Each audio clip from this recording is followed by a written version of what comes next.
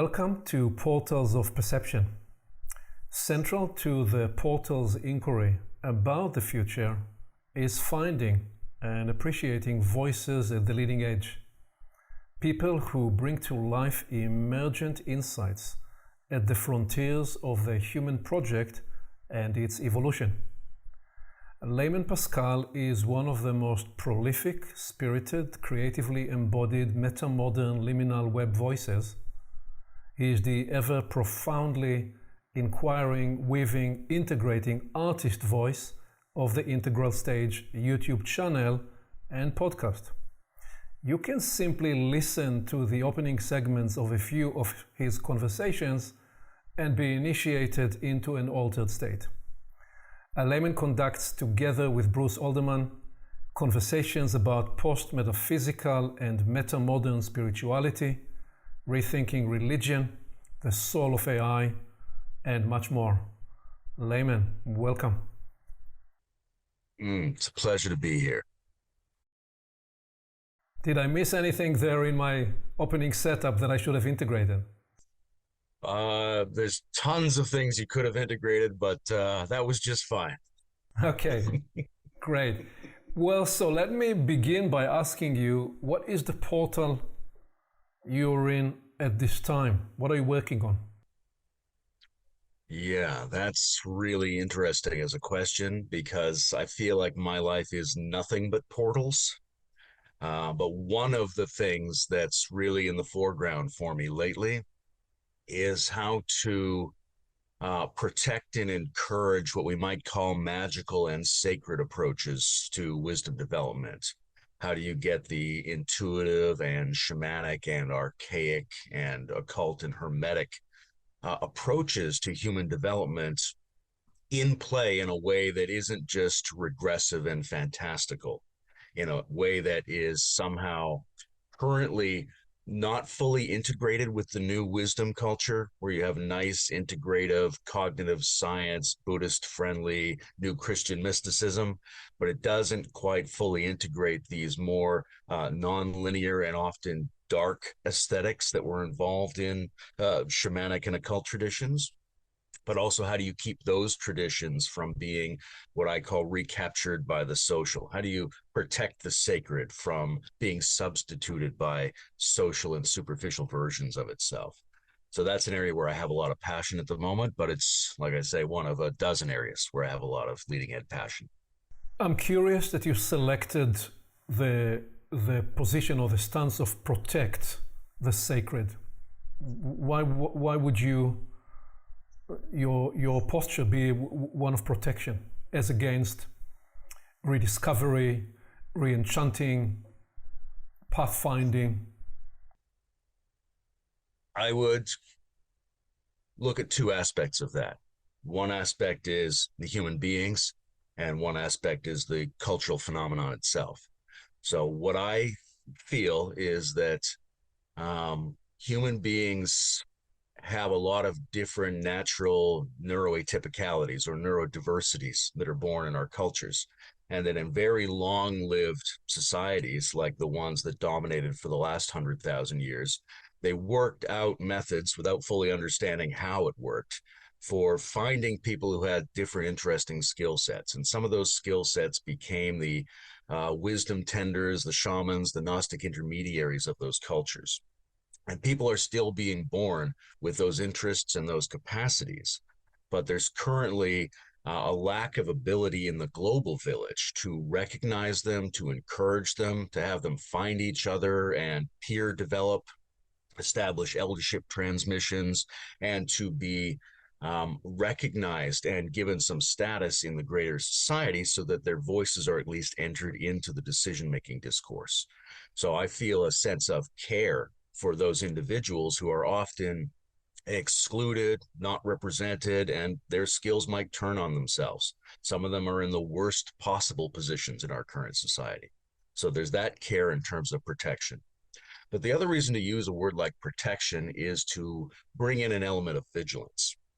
Because I think we constantly are at risk of having the most dynamic aspects of cultural and individual transformation subtly replaced and sabotaged by things that sound good and look good.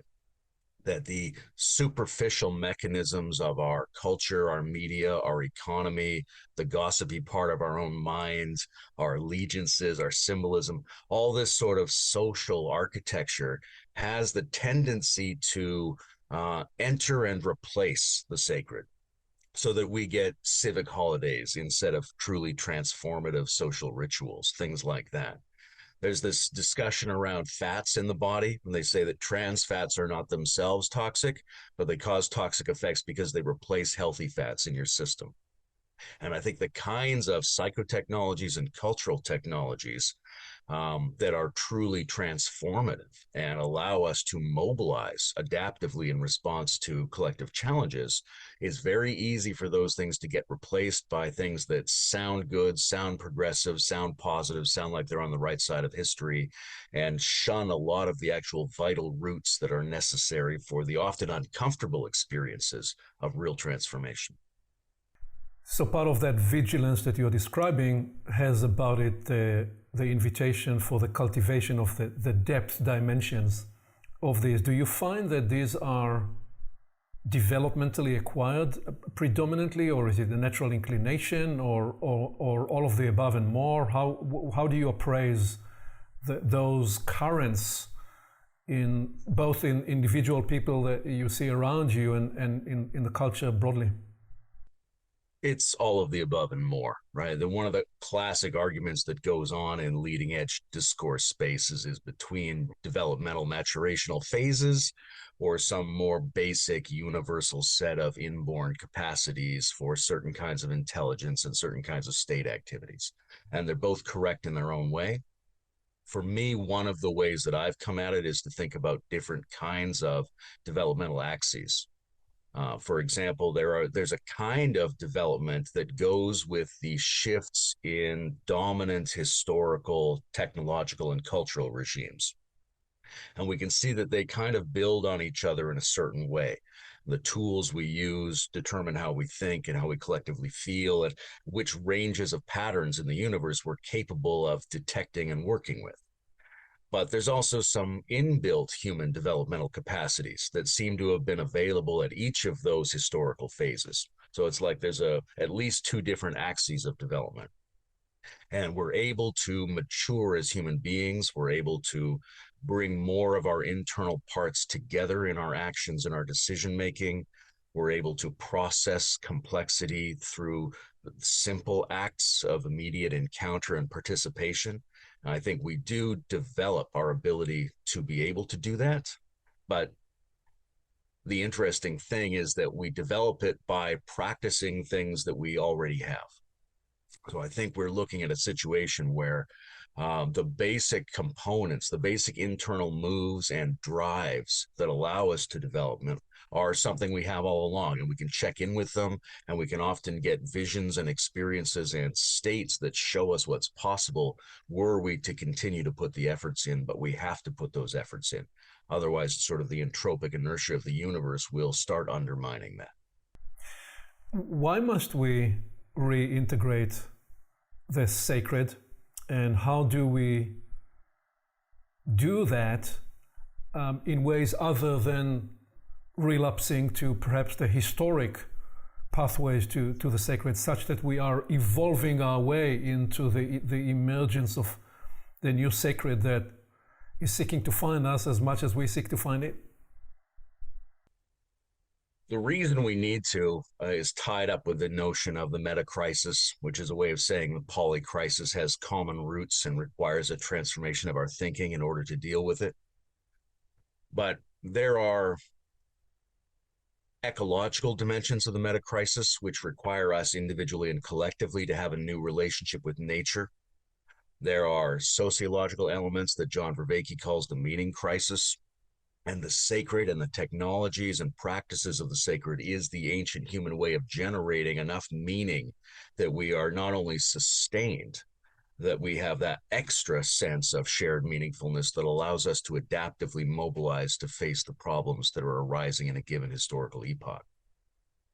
And the way that we keep that from being regressive, I think, is several things. One is a strong commitment to understanding and accommodating ourselves to the leading edge of the sciences, right? If you're not capable of thinking rationally, and if you're not interested in being up to date on what the cosmological and scientific architecture of the world is, then you are at serious risk of relapse. But also, it fundamentally comes down to the shamans, the witches, the hierophants, the Gnostic intermediaries, whatever we want to call them, the types of human beings within our community whose job it is to keep the sacred adapted to what we understand the world to be at any given moment. And if those people are not protected and encouraged and listened to and made to flourish and be robust, then they can't perform the job of keeping the sacred up to date. So you're describing a sacred that is not a consecration of an historic event, but rather the consecration of life in its emergent properties in the here and now, and being in service of that. I think more fundamentally, it's the exploration of and refinement of our capacity to consecrate things. And different groups of people in different styles might do that consecration in different ways. For some people, it's the evolutionary process. For some people, it's a magical hill or an image or a historical event.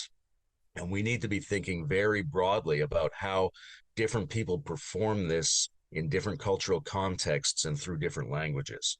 Because the problems we're facing are problems we have to face collectively. So that means people we call secular have to be involved. It means people we call religious have to be involved, right? Everybody has to be involved. And the basic processes have to be understood in a way that they can be recognized in all of these different styles, recognized across these different symbolic and historical languages. You sourced your logic and reasoning about the sacred in the polycrisis, in the meta-crisis. So let me take a step back and ask you, how do you describe for yourself this evolutionary moment? Or if you need to replace the word evolutionary with another word, that's fine. What is the big picture story that you are holding in mind? I think we're at a really unique time historically. I feel like if I was an alien time traveling anthropologist in the future, this is the moment I would come back to. This will be the really interesting, pivotal moment where everything is up for grabs. All of the basic things that we've relied upon as the framing of human experience and the framing of different paradigms and societies, all of those things are in question now. What it means to be a species is in question. Life on Earth is in question. What it means to be able to trust information is in question. All of these things that our technology have brought forward put us in a situation where the background frame of reality is now uncertain. And that's a very fascinating thing. And it happens at the exact same moment that we are looking at objective crises, geopolitical crises, cultural crises, and psychological crises. And all of these things imagined as intertwined form this incredible moment where it's no longer a moment we're approaching. It's a moment we've already strayed into in a way. And we have to become capable of living under these conditions. I know there's a lot of talk in the communities that I'm in about the time between worlds.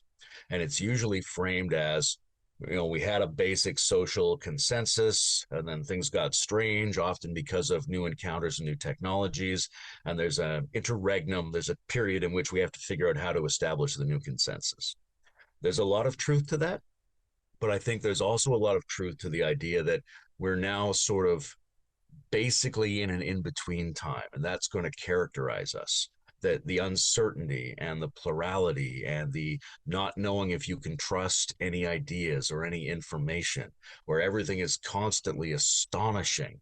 I think we've entered a time period like that. And that's, to me, fundamentally what we have to get better at adapting to. It's like we have to become indigenous to peculiarity now, just in order to survive. What are some of this is the kind of question I'll be asking in a business context, but I'll ask it here. What are the core competencies and capabilities and capacities to become indigenous in this in-between worlds? Yeah, and I think that's going to look different for different population groups, right? People have different capacities, and so the competences they need are going to be relative to the situation they're in and to the cognitive and social architectures that they have. I think for some people, there's going to be a need to return to what we might call magical and superstitious tools of various kinds, right? If we just look at the sort of computational problem of the meta crisis, it has two really interesting aspects. One is the ability to outsource human creativity and analytic functions to machines is just beginning. It will spread enormously, and just for the sake of convenience, hundreds of millions of people will take advantage of that, causing a decreased need to use executive brain functions. So we could expect that the already sort of irrational, superstitious masses of humanity could get even worse on that front. And at the same time, everyone's going to be confronted by the fact that all data can be simulated, that you cannot trust your devices. No signal you receive can be fully trusted because no matter what it is, it could have been recently simulated as part of someone's agenda. So that's a time of enormous uncertainty, ontological doubt, and decreased executive competencies in a big chunk of the population. So they probably need something like we would have thought would be appropriate for, medieval peasants or something like that. Not to be too disparaging, but simple ways of keeping themselves focused and grounded in an extremely difficult time period. Tools to help them focus, mantras of protection, so to speak. Now, that's going to be appropriate to some section of the population who won't necessarily be very good at handling the overwhelming sense of uncertainty we're facing. And it may be because of lack of training, it may be because of lack of resources, it may be because of trauma or any number of things. But there will be people who feel like they're up to the challenge. And the core competencies involved there will be, first of all, appreciating the fact that peculiarity is here to stay, at least for a while, that it's not a quick problem we're about to get over. We can't go back to normal. We've strayed into a whole new period of history. Secondly, you're going to need a lot of the things that we know from the neurosciences and from historical wisdom cultures ground and organize human beings. You have to be doing your meditation practices. And that means both concentration, intentional focus practices, and self-deconstruction, self-inquiry practices. You have to be organizing your body in the sort of ancient way that we know bodies need to be organized. They need certain foods. They need certain relationships to the ground and to the light. You need to have effective sleep. You need to have effective relationships. So you need then the sub-skills that build up the ability to establish depth in human relating. There's all those sorts of basic stabilizing practices, and we need to become kind of like philosophers of our own lives. Socrates said the unexamined life is not worth living. And then thousands of years later, Nietzsche, in his autobiography at the end of his life, he describes how to eat, how to sleep, how to figure out where to live, all of these really interesting approaches to your own life. We have to become analytically and intuitively capable of figuring out how to stabilize ourselves as human beings to go through this. And then the third thing I think is appetite. You've got to be curious. You've got to be interested. And that has two aspects. One is, there's some fun there. There's some interesting things. You want to see what it is. And the other part is you have to be able to let go of what you've been holding on in the past. The rate of the adaptation is going to be so fast that what we have to constantly be willing to jettison from our previous psychological and personal and social assumptions is going to be enormous. So we've got to become really good releasers. So this expensive and robust adaptation profile that you offered would be necessary both in the individual case and in the communal, interpersonal space, because what you're essentially describing is that the liminal ecosystem requires for its own propagation and cultivation that function that continues to prod and probe new frontiers, and also together with that, and not the completing agency of integrating, stabilizing, and building a platforms that continue to support what is emerging. where do you see rather those examples appearing, especially in the communal space? Because if anything is going to be effective on the lower right, it's got to have about itself the capacity to integrate and stabilize and become operational. Culturally, I'm looking at an overlapping series of communities or networks where they aren't all exemplary cases, but where you get a higher concentration of people who exhibit these competencies. And I would throw into that competencies list humor and also the willingness to go into what seem like negative affects, right? The ability to explore our shadow. And I think very importantly, the ability to grieve is going to be really important in all of this. But you have these communities that we might roughly say on the integral communities, the meta-modern communities, what they call dark renaissance or the intellectual deep web in Europe. There's the Bildung movements. There's a lot of interesting things going on with neo-Hegelians and the Whiteheadians. And that's just the sort of North American and Western part. We don't really know. We don't have good communication between the leading edge networks in the West and what's going on in China and India. We're trying to set that up now. So you have these communities, and the more they recognize what they have in common, the better they become at recognizing those same things in other communities that they might not initially have assumed were working on the same project. There have to be individuals going deep and serving as provocateurs and exemplars for these communities. And then you need to look at what are the external physical circumstances and systems that are necessary in order to support that. And those classically divide up into sort of a right-left polarization when you look at systems, right? So if we were looking at right-left systems, you would say, on the one hand, how do we sort of use top-down existing systems to move things in a direction that's more stabilizing and more adaptive to oncoming waves of change? Then also, how do we break away and establish sort of distributed, more conservative counter systems that can exist and try new things within the current situation? So we want to have both of those things. We want to have like Jordan Hall's Civium projects. How do you set up your local little proto communities? And you also want to be looking at big picture things that might allow nations in particular to be better positioned to handle these changes. And those, I mean, we don't always know what those are, but the attitude of getting the right people involved and the attitude of experimenting for the well-being of the citizens has to be huge. I think we are going to need fundamental changes to the way the economic models are done. We're going to need fundamental changes to what we think our mobilization infrastructure is for.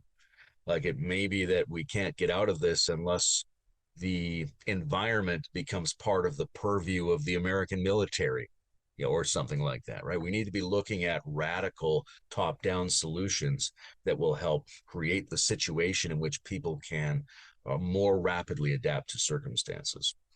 Because I think we're in a situation where, unless it sounds radical to you, it's probably not even a viable possibility in terms of addressing the problems. What else are you discovering when you look forensically to unlock the DNA of these emerging thresholding endeavors? What else are you discovering in terms of the way you describe the DNA of these formations? You already said a lot about it, but I'm curious if you even slow down the observation and put the magnifying glass and you're trying to decode some of the transferable core elements. What else would you say about this? I think the ability to receive and integrate and personalize large amounts of information from different disciplines is essential. I think the desire to challenge your own structure to see what it can become internally is essential.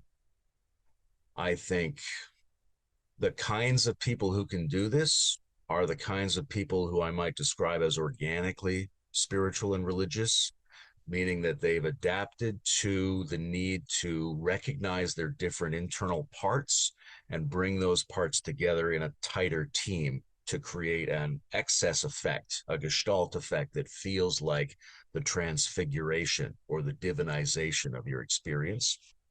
So these are people with a higher than normal ability to access peak experiences, due in part to their attitude and in part to their lifestyle practices.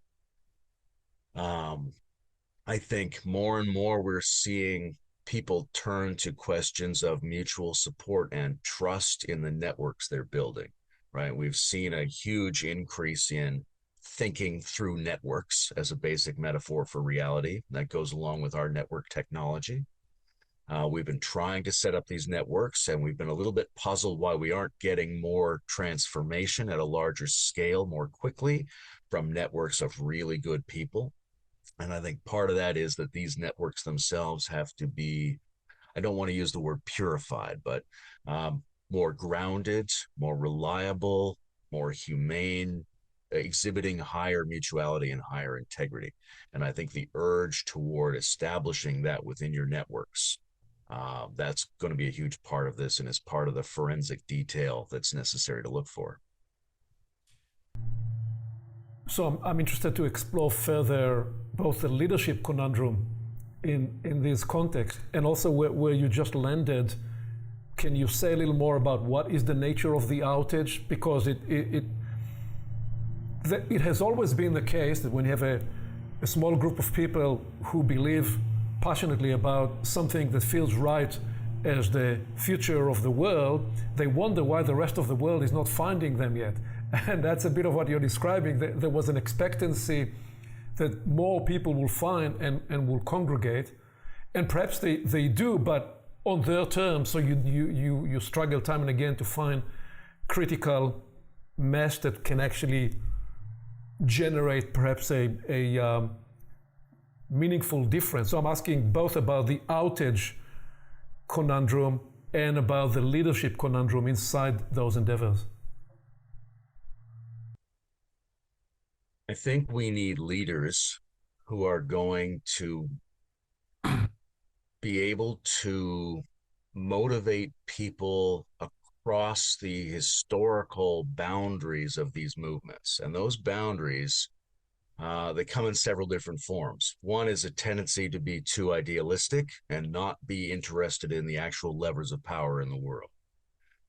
One is that they don't focus enough on empowering, and that includes enriching the people in their own networks.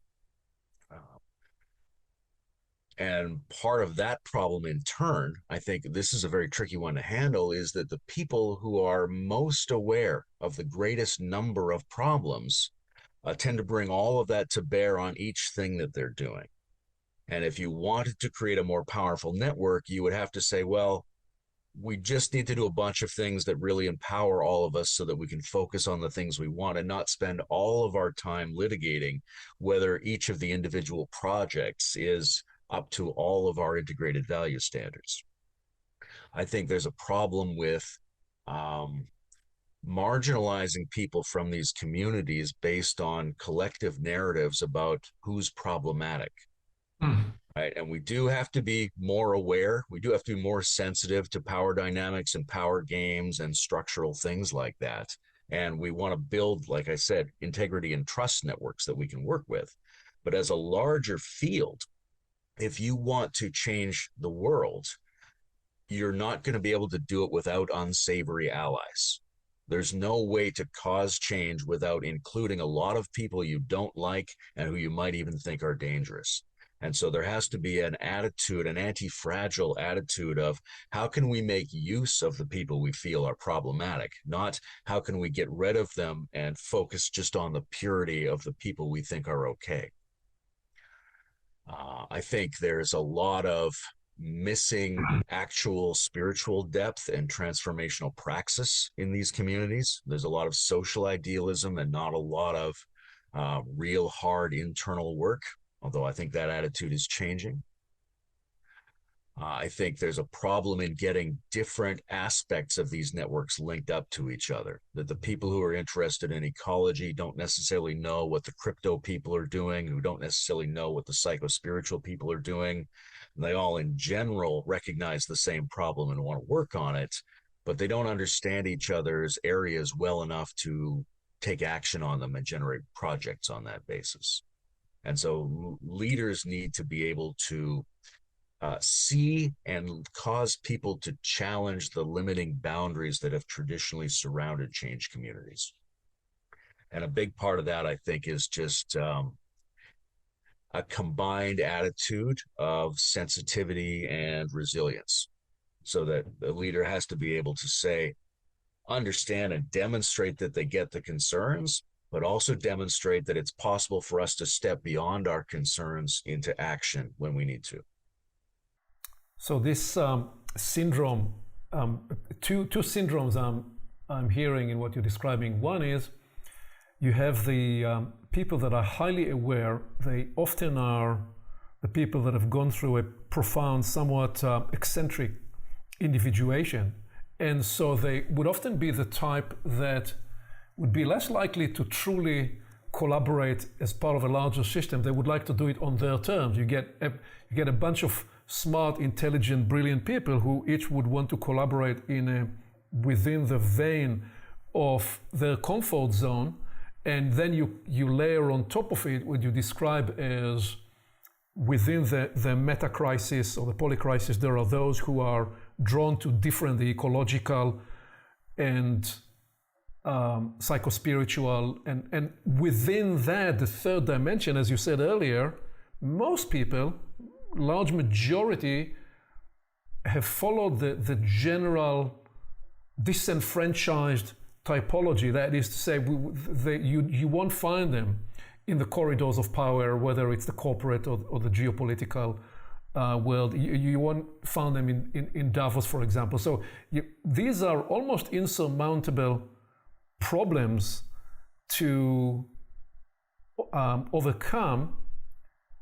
Where do you see the breakthrough pathways? And I sometimes, in my own mind, when I grapple with this, I describe to myself, well, it'll have to happen in the anatomy of cloud formation. You've got to have the right kind of conditions, and then you have the nucleus, and the nucleus grows and evolves, and you have a way of evolving that. But where do you see the give? Where is the breakthrough yield to overcome these insurmountable challenges? I think one of the areas we have to look for are the creation of new intentional communities. And that's something that's been tried historically, but I think there are a number of fairly obvious reasons why those communities have run into trouble. They've either been based too much on a single individual or philosophy, or they've not taken practicalities seriously. And more importantly, they haven't learned from other intentional communities or from the people who leave their communities. So there's a lot of lost information in those systems.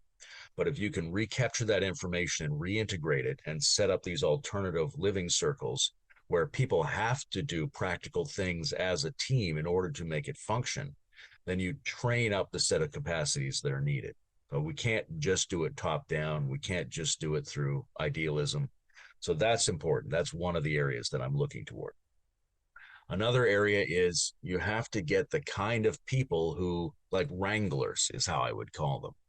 We wouldn't have gotten the Manhattan Project if it hadn't been for Oppenheimer, right? You need people who can bring together a lot of independent, intense, intelligent people, understand what they're all saying, and explain why their perspective is the very reason we have to work on this collective project together. So what we need are not so much the right people, but the right meta people in a way, the right kinds of organizers and diplomats who can hear all of these different, really intense, individual, often idealistic and very intelligent voices and kind of herd them toward projects. And then the other part of it is we're limited just by the fact that we're individual conscious human beings. And I'm looking to very strongly other sources of intelligence. And I would say subconscious, collective, and artificial intelligence. Those are areas where we're likely to see breakthroughs that our own conscious minds are not going to figure out. And we're going to trace some of your explorations in that in part 2 when we explore the body of work you've developed with the Integral Stage project. So one of the risks of a YouTube channel and podcast is that we can begin to believe that talking heads and words can be sufficient as a passport or as a pathway into an enlightened future. And you already gave and dropped many hints here, but can you talk a little more about how do you counter that, and what is for you the place of embodiment work, community work, purpose, friendship element? What is it you do to make sure that these are more than concepts and ideas? Yeah, there's a danger with podcasts, there's a danger with writing, there's a danger with getting together with people to have discussions about transformation. We have to counterbalance that in a lot of different ways, right? So my basic thing is my home life, my relationship, my partner and the kids and land, and getting into nature and doing all the kinds of yogic and internal practices, and looking after my health and all those sorts of things. I think that's the fundamental basis. And then there's the sort of backroom connections that are off camera, where you have to try to establish real friendships with the people you most resonate with in these spaces, so that can balance you. And then there have to be in-person events as well. I just got back from a trip through like 4 events. I'm leading events a couple of times a year. So you have to gather with people in places. And I think that has to happen with some kind of regularity, so that we anticipate that it's going to be there, in order for there to be the emotional infrastructure to keep us from straying into that domain. But then, of course, there's also the attitudes and psychotechnologies that allow us to be somewhat free from our own ideation, right? You have to be good at metacognition, at witnessing, at being construct aware and deconstructing your own thoughts as they come up. You have to be critical of your conversation and the other person's conversation in the act of having it, but not in a way that sabotages it. And I think you have to bring humor and play and edginess into these discussions to keep them from feeling that the verbal discourse is sufficient. What are some of the highlights from these recent communal explorations in your recent trip, and how are they revealing and emerging differently, say, than a year or 2 years ago? I mean, this summer is, for many, been officially the first real summer since the pandemic. So I'm curious, what are you discovering in this post-pandemic world when you get together with others? I'm a little bit biased by my own temperament, but it seems to me there are a lot of people asking, how do we break out of the personal and collective discussion circles and play in a wider skill set, right? The people who are in high-level metacognitive, construct-aware, integrally informed mindsets have a tendency to feel like they've included different forms of intelligence, but not practice those different forms of intelligence. So one of my highlights was at this Constructing Consciousness Ontario event that I went down to. I was asked to do an opening ritual, and I thought, well, I'm going to really push this into territories that I think activate our shamanic instincts, and they're going to feel deeply ambiguous, right? It's not going to be something where you sit back and you're the spectator who recognizes and is pleased by something that looks sacred. It should make you a little bit uncertain about what's going on, in order to set you into a frame of mind where other forms of human intelligence are now at play, where the right brain has a voice, so to speak. And I feel like I hear a lot of people asking for that. I'm hearing voices more interested in bodily expression and in chanting and in some new, more intelligent version of animism. How do they draw on the impulses that come from other areas of their mind that they have difficulty rationalizing, but might be giving them real intelligence nonetheless? And how do we do that in a way that's stable and friendly and rational? I see a lot of that. I see a lot of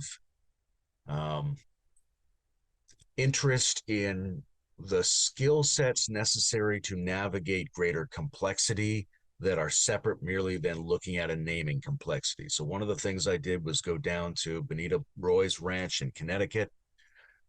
She's a fantastic systems theorist, but she's really critical of the way that systems theory discourse goes on. And she wants you instead to work with horses. You know, you have to do all of this complex bodily intelligence work with these complex systems to develop the instincts for handling complexity, not the knowledge and the data of complexity, but how do you actually learn to embody that and make good evaluations about that, right? And in some ways, the meta crisis is an evaluation crisis. And then I came back up through Vermont, where I performed a marriage for my friend Brendan, who runs Sky Meadow Lodge, which is where we do the meta modern spirituality retreats. And what I saw there was an enormous appetite among people to create ritual, to create beauty, to come together in the kinds of events that tell our subconscious that we're actually part of a community that's worth fighting for and worth working together for.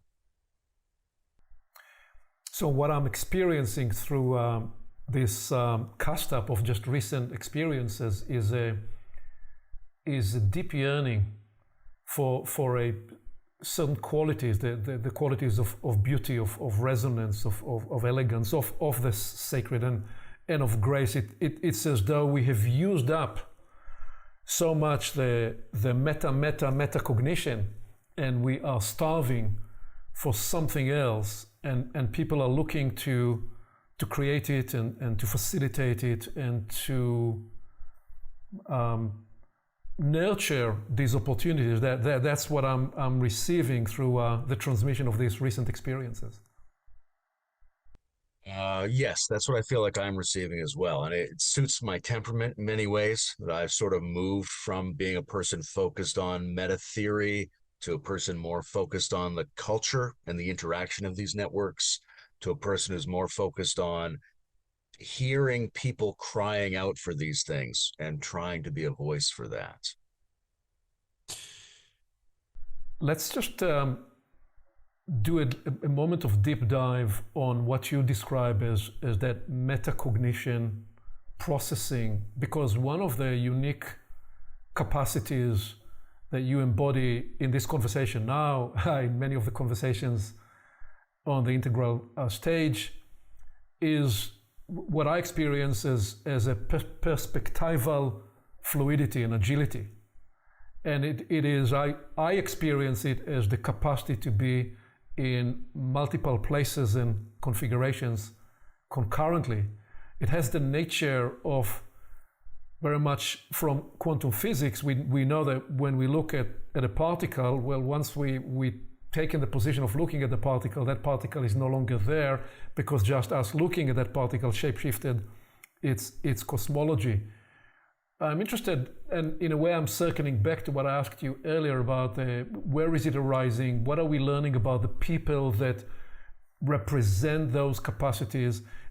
In your personal journey, how would you describe it? Is it a personal inclination? Is it a developmental outcome? Is it very much your tendency to inhabit the magician artist archetype?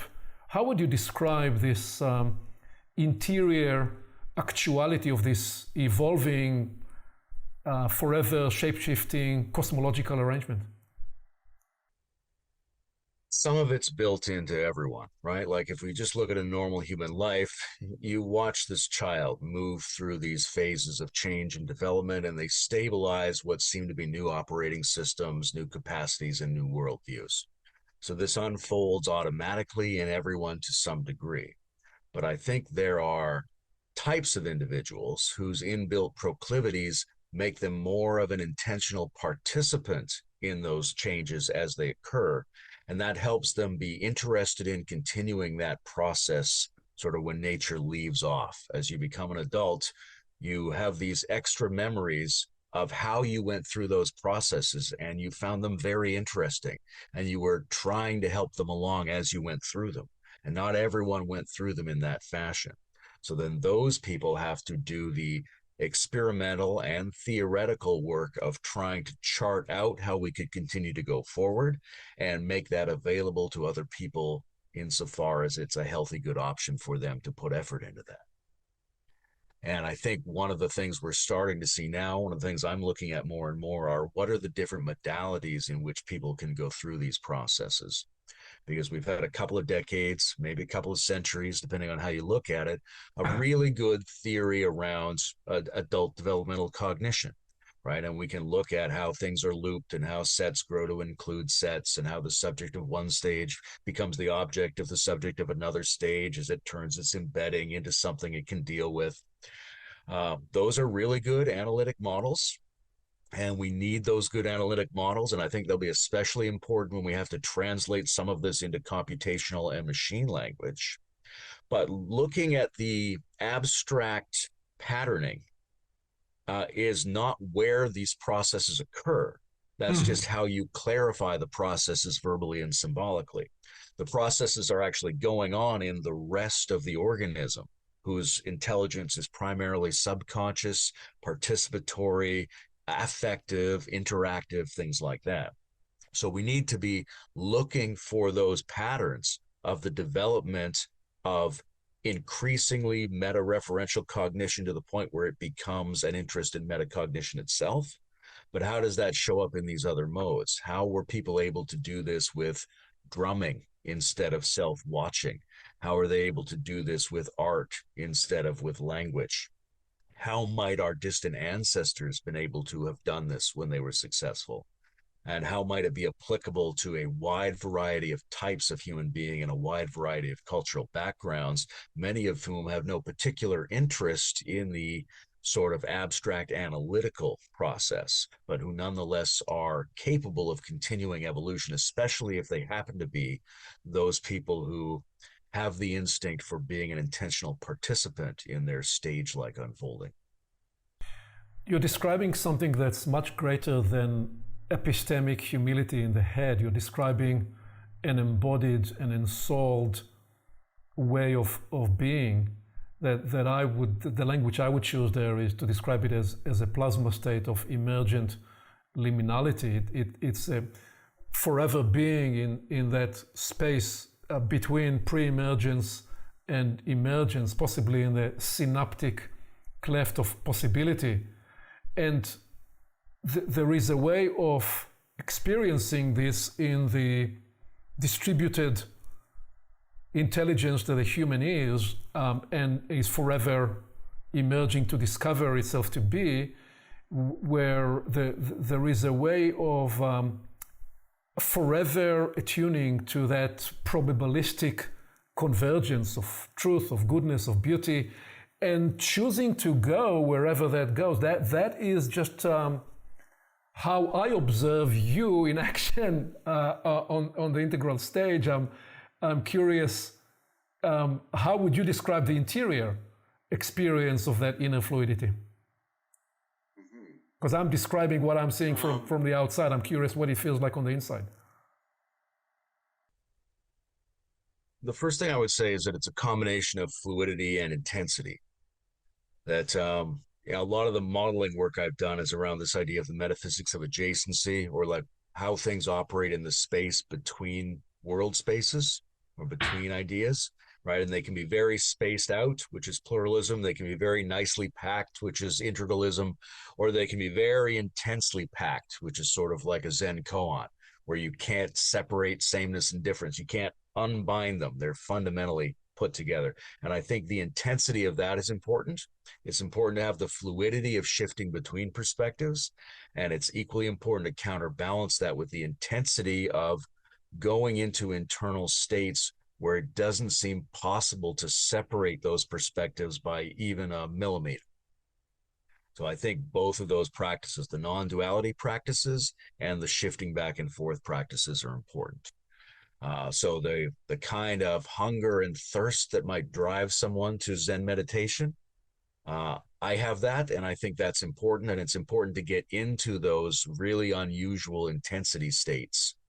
And they show you that you can follow the thread beyond opposites, beyond dualities, and you can have a confidence in that thread as you travel through perspective space.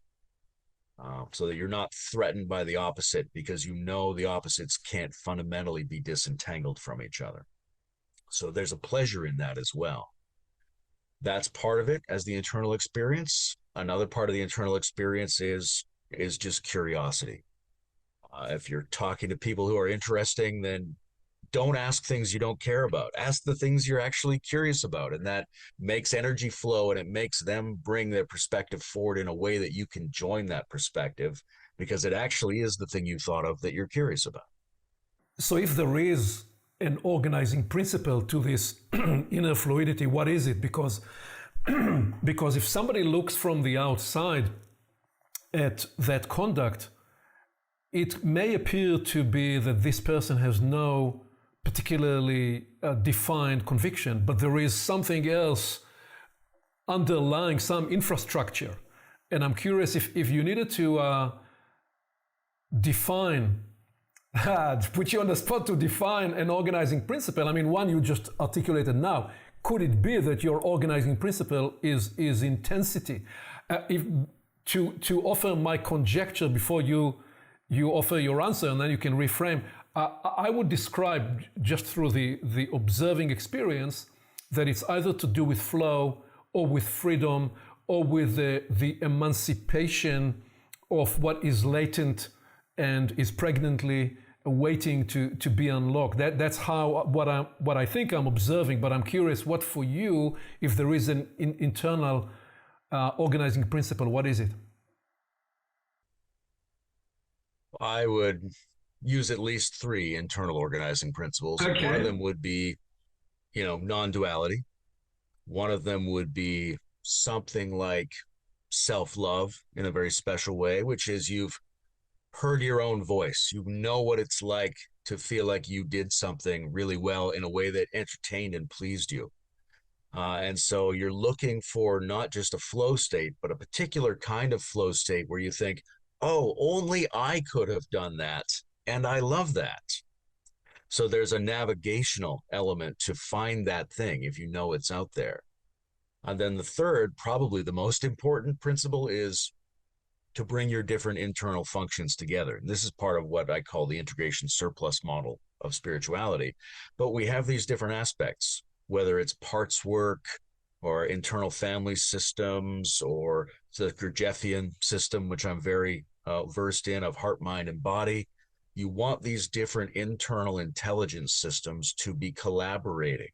And if they're not, if you're leaving one out, then you've got a problem. You should be physically present and emotionally present and intellectually present and moving back and forth between these. You should be shifting between your left and your right mode.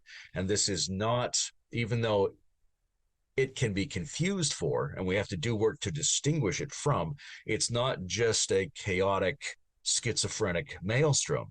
It's the ability to occupy the oscillating space between these different internal systems and build up a pathway between them. And that pathway allows them to coordinate. And the effect of that is an increased internal coherence so that you can move into very different modes and perspectives.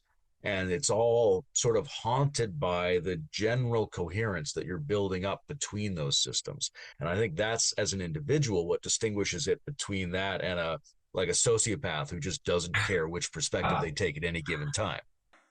Yeah, that's a beautiful answer.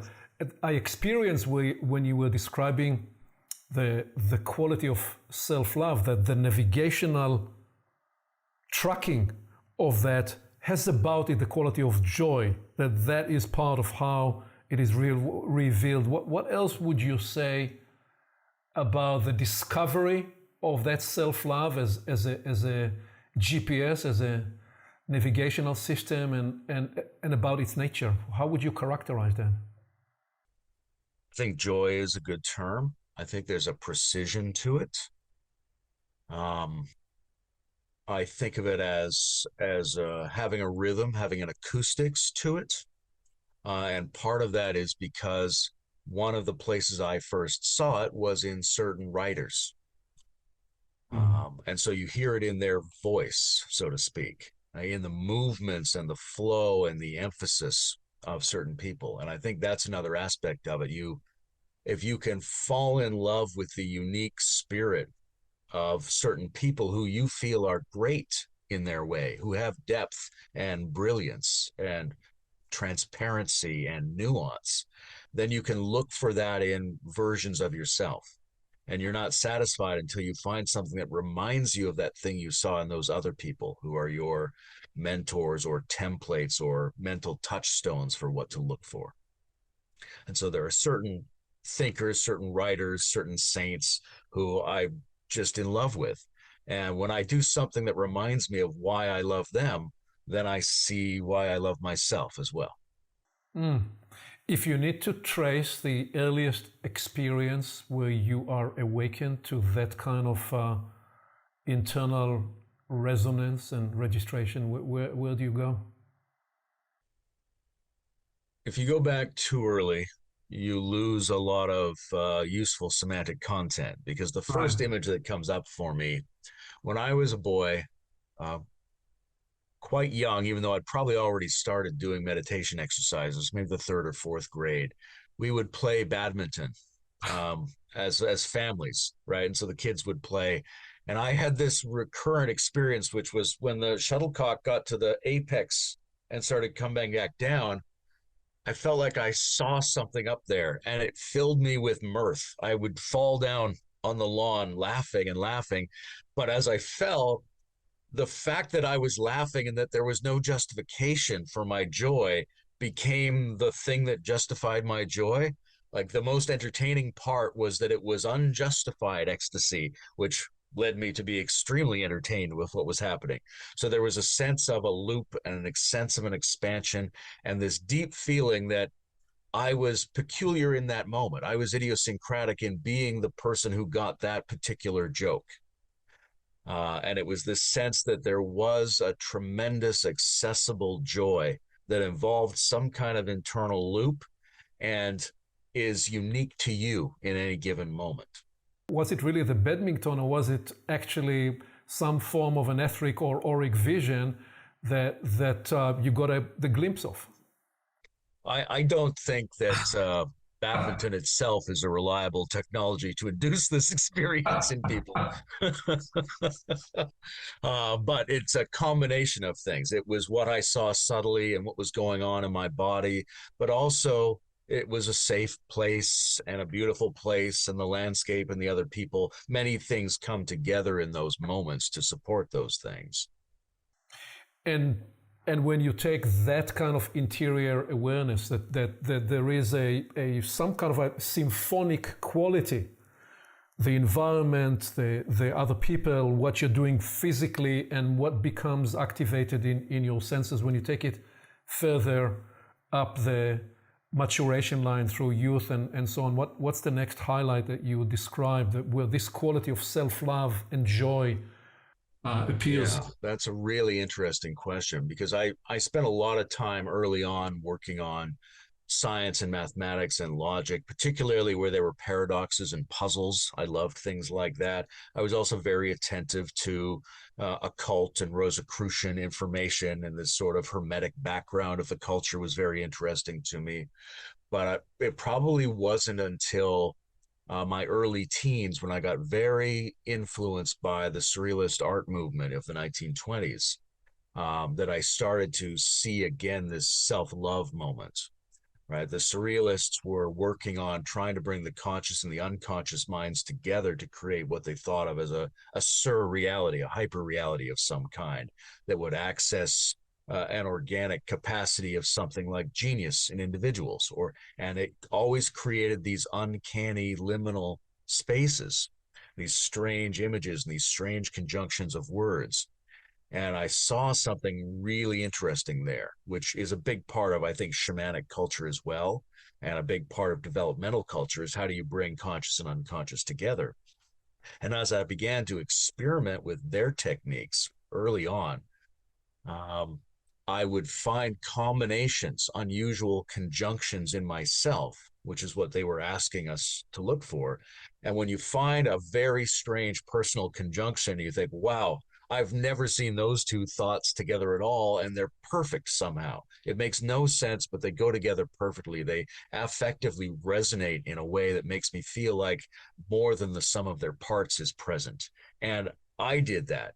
They're unique to me, right? Someone else's dreams and surrealistic utterances would have their own particular flavor.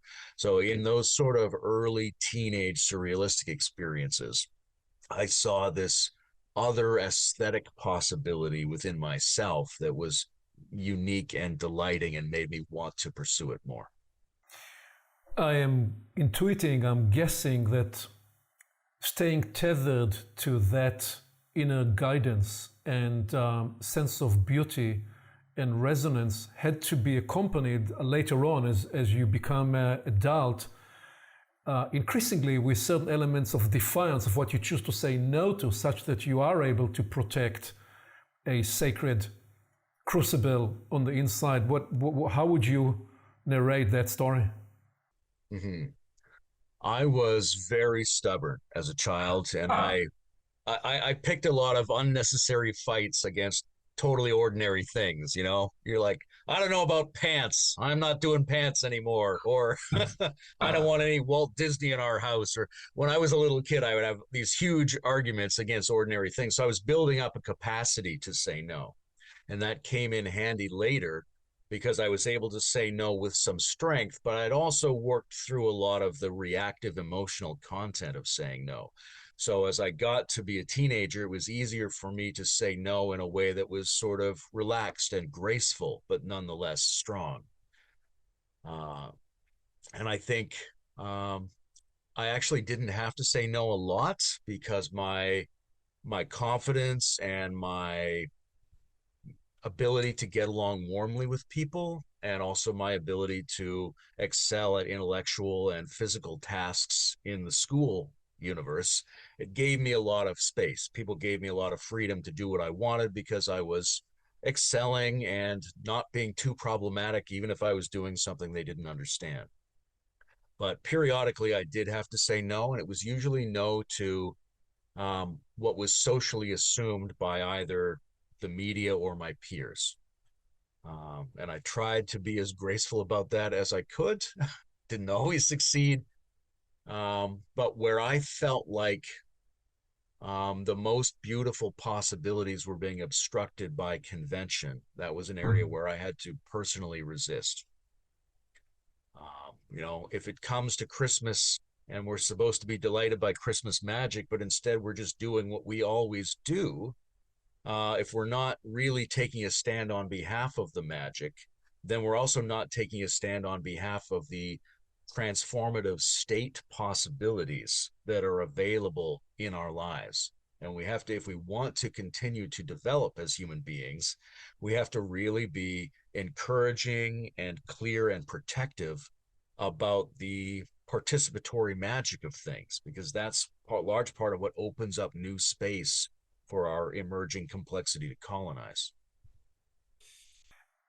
Layman, this has been a fascinatingly rich exploration. What I editorially want to do is to conclude part one here, to leave people with a sense of suspense, and pick up part two by asking you then, at what point do you know what your adult project is going to be like? So is there anything you'd add as a postscript to this part one before we conclude it and launch part two, where we want to trace some of your adult journey and describe the body of work you've developed over the last few years with the integral stage endeavor? There's a lot of things that could be brought in, and we went down a path from one particular phrasing of a portal. I could have phrased many different kinds of portals, but the one thing I might add into the kind of discussion we've just been having is about the development of the will, or that's how they would have phrased it in the 18th century, let's say. But I think there is an important element of establishing prefrontal cortex control over the organism.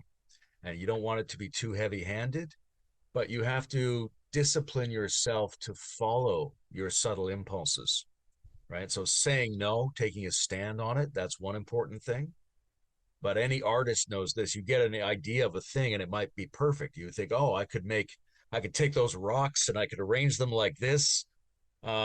And I don't have to. No one's going to make me. I might not get anything for it. It's going to be a huge energy investment. If I wanted to do that, I would have to remember it, and I would have to just keep saying to myself, that's my impulse, and I keep redeciding to follow that out. And by committing to using your executive functions of the mind to keep yourself disciplined to follow a very subtle impulse, even a whim, let's say, that's peculiar to you, that no one else would do, and nothing is making you do, that builds up a kind of a strength that we might call a version of the will, right? To be willing to undertake efforts to serve the most delicate, but also the most uniquely perfect impulses that you find in yourself. There is a quality of inner credence. The credence of it, one chooses to impart to themselves about the fact of being alive here now, that this is not a dress rehearsal, that I've been given a life and I've been given the equipment to listen and attune to those nudges. And what is unique about this, in the way you're describing it, in the context of self-love, is that so much of the last several centuries has been all about exteriorizing credence to other people, to other places, to external systems. So we've learned to disempower ourselves. And what you're describing as the will, as the rediscovery of attuning inside and giving credence to those nudges and impulses, is choosing to be alive in the fuller sense of it. That's how I am experiencing that invitation. Yeah, I would agree with that. I mean, for me, it's sort of the only way to live. And there, I think, is a lot of room for especially certain types of people to gain some of that ability by serving others, right? It's sort of said you can't command if you can't obey. So you do have to learn basic skills in receiving and holding and enacting something and disciplining your organism to follow. But the point of those training wheels is to be able to do that for the things that emerge from yourself, because only those things are going to provide the types of action that bring all of your different skills and interests together. So I think there's a developmental logic in following your own prompts, figuring out which ones to follow and making yourself follow them. But if you think about like what's at your leading edge, it's something that you have to work on that comes out of a mixed background and subconscious intelligence and delights you in many different dimensions simultaneously. And if you put the work into those things, a lot of your development proceeds automatically. Let us follow the prompt. Let us conclude part one here, and see you on the other side on part two as we explore the continual journey of your exploration. Thank you, Layman. See you on the other side.